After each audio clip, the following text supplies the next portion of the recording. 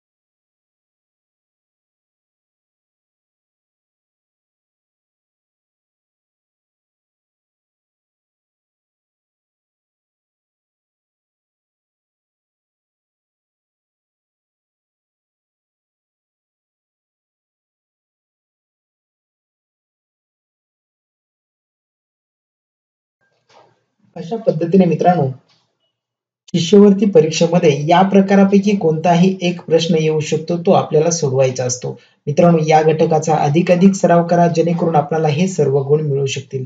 मित्रांनो, व्हिडिओ आवडला असेल तर लाईक करा, आपल्या मित्रांना शेअर करा आणि आपल्याला हा व्हिडिओ कसा वाटला तेही मला या व्हिडिओच्या खाली कमेंट करून कळवू शकता. अशाच नवनवीन व्हिडिओसाठी आपलं YouTube चॅनल सबस्क्राईब करून समोरच्या बेलवर क्लिक करा. भेटूया पुढील एका नवीन घटकाच्या प्रश्नपत्रिकेसह. धन्यवाद.